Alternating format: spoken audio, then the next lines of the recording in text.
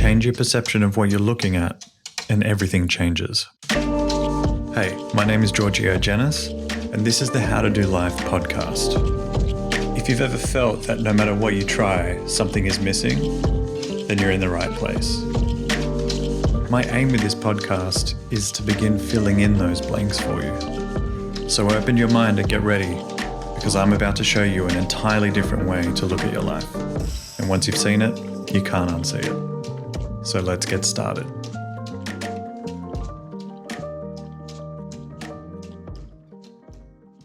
Hi there. Welcome to another episode of the podcast.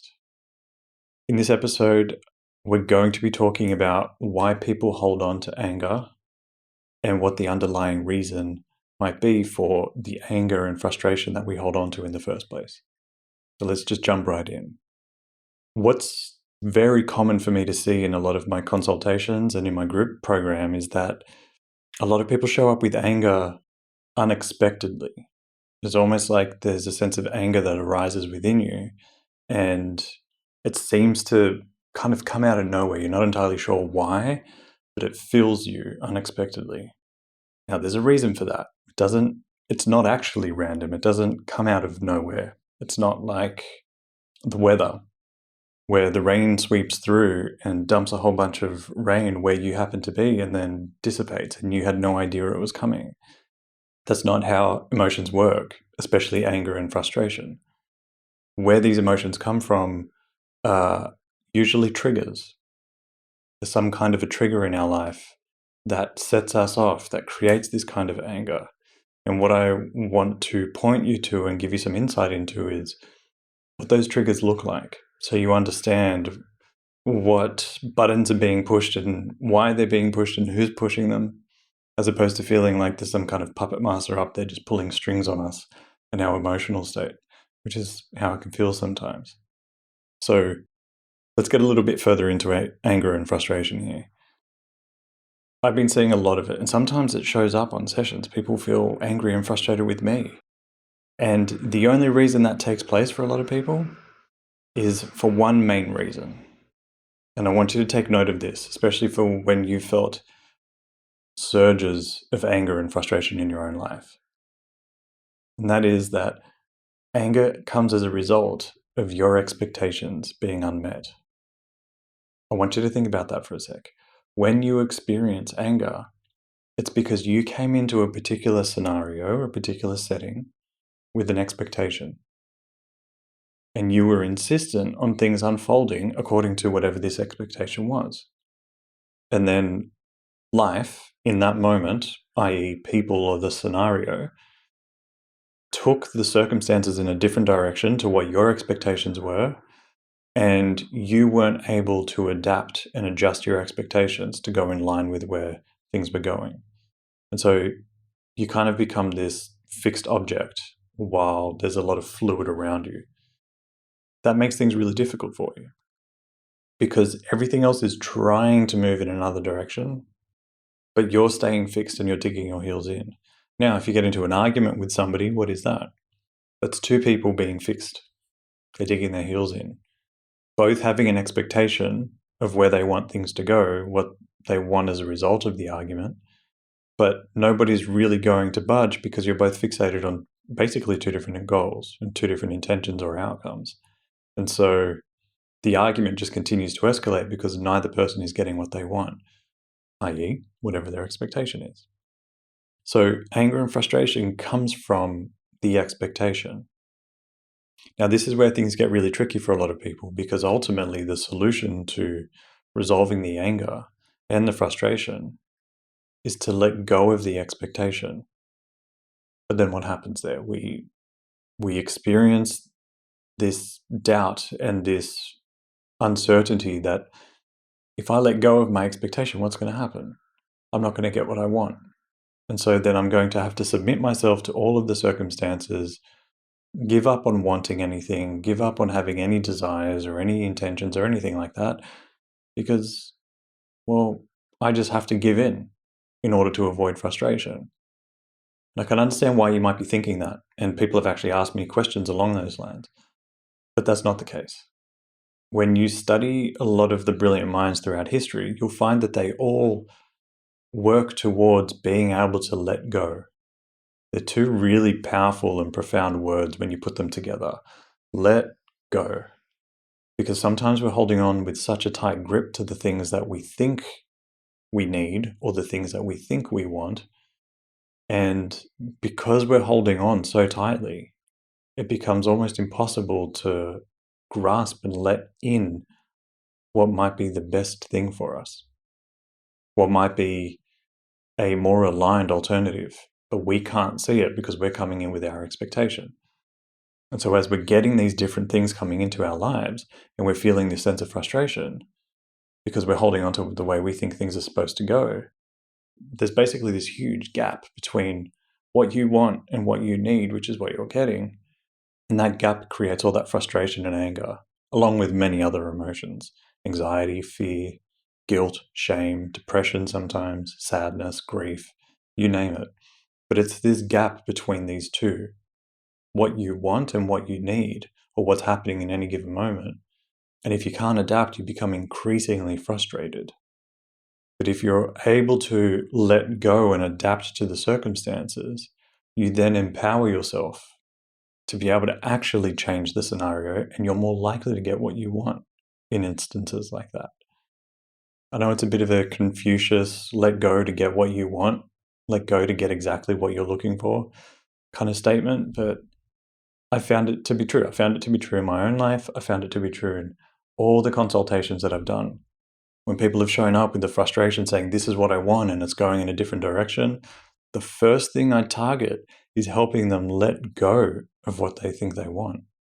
And I know that seems counterproductive, and it almost seems like I'm working against my clients, but it's not. Your ability to let go is what enables you to see opportunities that you haven't seen and avenues and pathways to get exactly what you're looking to get. But we can't see that if we're fixated with a narrow vision or a narrow-minded perspective on there only ever being one outcome in a scenario. This can happen in relationships. It can happen in business scenarios, either with negotiations, with clients, with employing people, with working with teammates, with clients saying that they're walking away. If you're having clients who are trying to break a contract or something like that, or a supplier who's not delivering on what they were supposed to deliver or something like that. It can run through to legal matters. I've worked with many lawyers who have to navigate situations like that. And it's all because there was an expectation of what was going to be fulfilled. But if you try to force an expectation, that's like trying to jam a square peg into a round hole. What happens? You're only going to get frustrated in those scenarios. No one's going to come away from that feeling great. You're just going to sit there trying to jam this square peg into a round hole, never really getting it in there, and then getting really frustrated by it, walking away, and then maybe you come back and try again with the same exact expectation, but expecting a different result. And then again, you walk away with even more frustration. And eventually that frustration turns into and transforms into despair. And despair, given enough time and effort, eventually turns into apathy.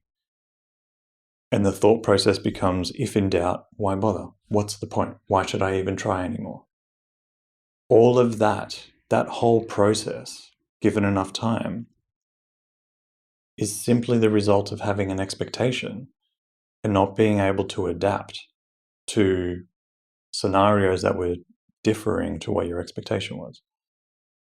So by managing your own expectations in life and being able to be adaptable and fluid with them, you decrease the likelihood of wrestling with all kinds of frustrations and angers. And you're more likely to start almost laughing at life's scenarios and the ironies of the way things are unfolding, where you're almost seeing scenarios unfold and you kind of just chuckle to yourself like, yeah, that makes sense. I really wanted that and I got the complete opposite. But when you start laughing at these situations, you're more open to the opportunities that are there that you're overlooking because you're so charged up about the way you're seeing it. So I can't emphasize enough, your ability to adapt and change your expectations is actually going to equip you and empower you to get closer to what you're looking to create. So the question becomes, how do you know you've got expectations? Well, if you're experiencing frustration, if you're getting down and you're not even sure why, it kind of feels like there's these things in your blind spots that are stopping you from changing lanes into the lane that you want to change into, you can be sure what you are going through in that particular moment is discovering that you have expectations. That's what I explain to a lot of people when they're like, I don't know why I'm frustrated. I'm just feeling really pissed off right now. I don't know how to change it. Like, I don't even know that you can tell me what I'm frustrated about, but I'm feeling really frustrated. I'm like, that's fine. We'll work on it. But let's start with this. What you're currently going through is realizing that you had an expectation that you weren't even aware of. And that's what's happening when you're experiencing frustration. You're discovering you had an expectation that you were unconscious to. It was there, and most people are unconscious to their expectations. But the moment you come up against something that appears to be an obstacle or resistance in your life, you start to look at it and you feel this resistance. You're like, well, that's not going the way I want. That statement in and of itself tells you had an expectation. It's not going the way I wanted. Okay, so how is it going? And how is what is unfolding potentially helping me? If you ask yourself that question, how is this particular scenario helping me? How's that enriching me? What are all the upsides that I'm getting from this? Maybe you'll start to uncover that what is unfolding is more aligned for you and has a wider spectrum of opportunities for you to take. Sometimes we come in with these expectations thinking we know best. Do we? I don't know. I've been humbled a lot in my life, thinking I knew best in certain scenarios, in many scenarios. And when I stopped and asked myself, well, okay, how could this actually be helping me? What are the things that I'm not seeing about this scenario that would be benefiting me? And when I sit there long enough and answer the question enough times, what I've discovered is that life, nature, the universe, whatever you want to call it, was actually presenting me with something that I couldn't even conjure up, that harbored more opportunities and more upsides and more gifts in reality. And when I realized that, it would humble me because I was coming in thinking I had written the best script there was, and then life had written a script and made some note changes to mine, and I wasn't okay with it, not realizing that life had written a more fulfilling and enriching script, something that was a little more inspiring than what I could have come up with. And it's humbling. And so I've decided to become a co-writer with life, not the sole author of life. For me, I'm a co-writer. I write what I would love to create, but I'm open to changes and edits that life might actually contribute. And so by being able to work with life, with nature, with universe, with God, whatever word you want to use, infinite intelligence, everyone's got a different name for it. The more you're willing to work with life and adjust your expectations according to maybe this higher intelligence that's trying to guide us through life and also help us, then you start to uncover these different experiences that you wouldn't have thought otherwise. And what happens to anger? What happens to your resentment when you actually open yourself up to scenarios or to people who are demonstrating one behavior that you're coming in with an expectation?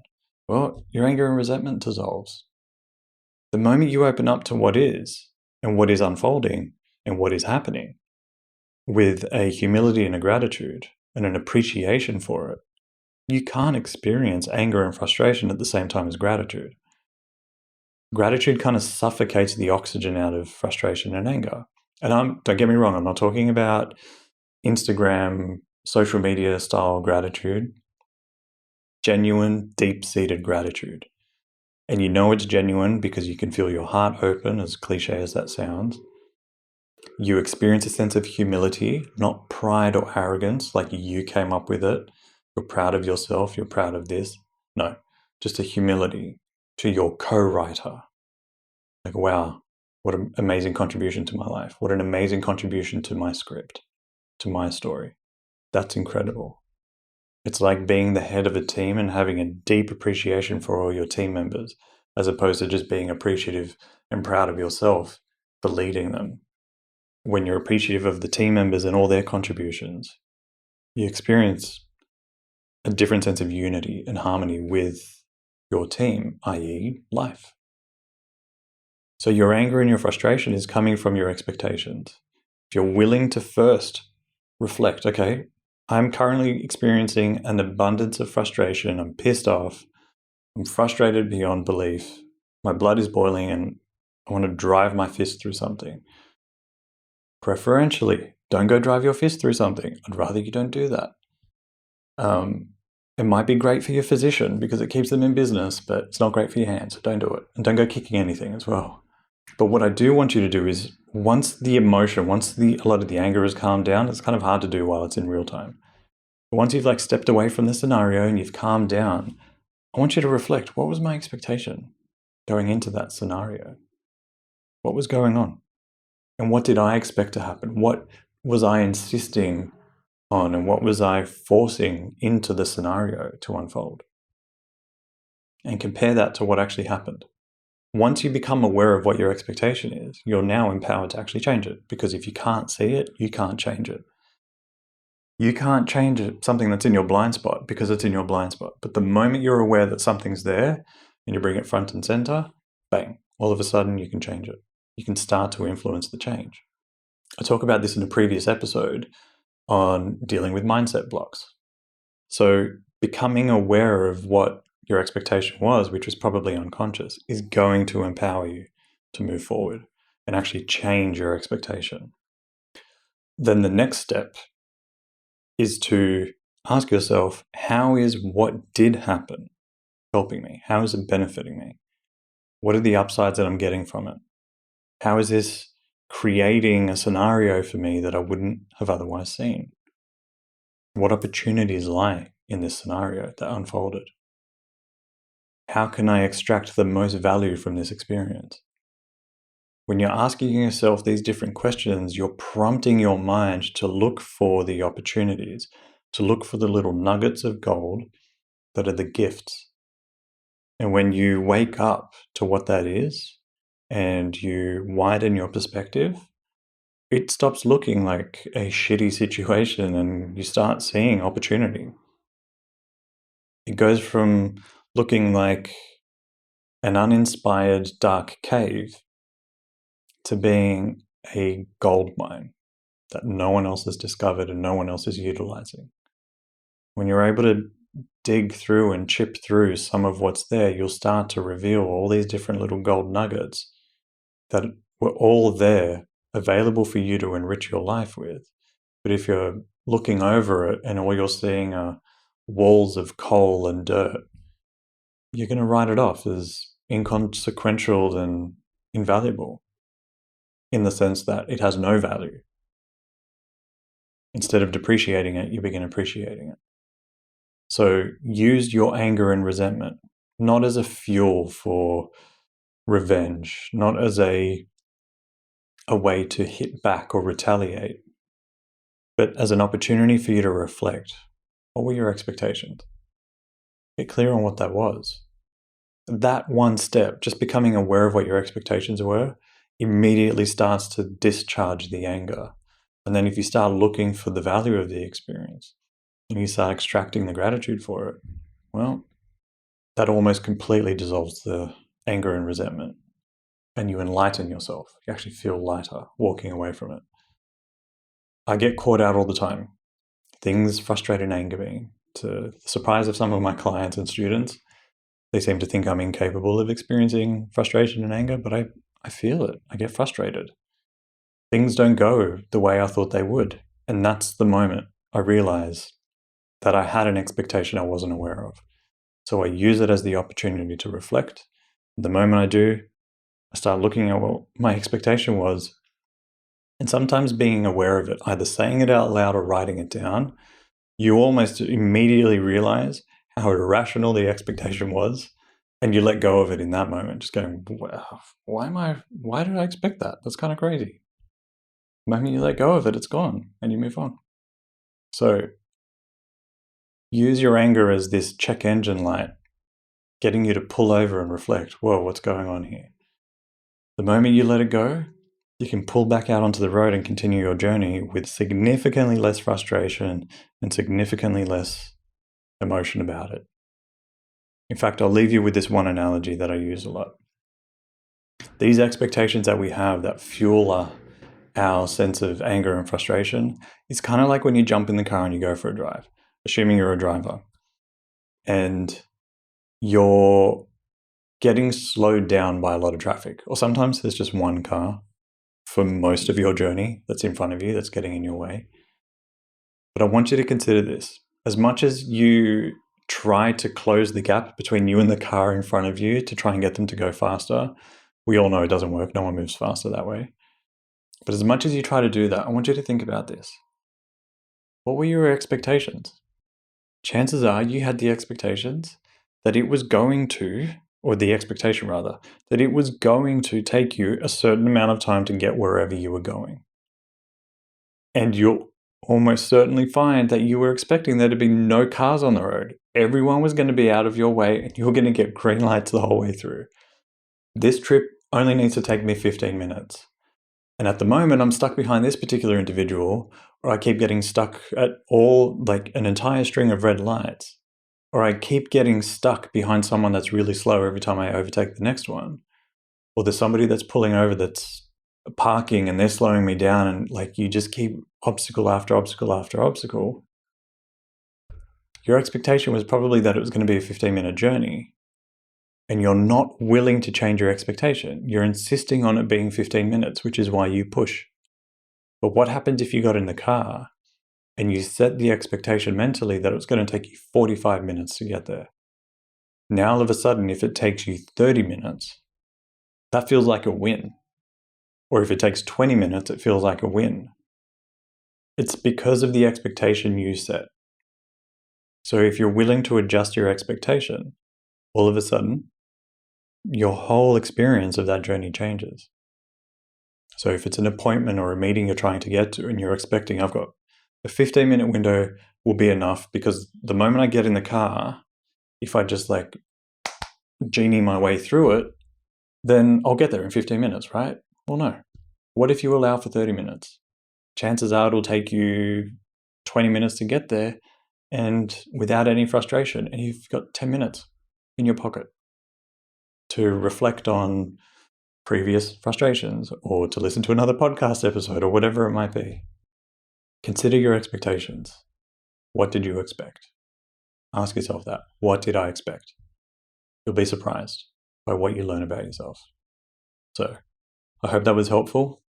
I hope this helps discharge some of your angers and frustrations throughout your life and opens you up to opportunities that you weren't seeing that were right in front of you. Now, if you haven't subscribed, make sure you subscribe to the podcast. We're on Spotify, we're on all the major platforms, Apple Podcasts, we're on YouTube. If you're not subscribed there, make sure you subscribe. And thank you for listening. Thank you for watching if you're here on YouTube. And I'll see you in the next episode. Bye.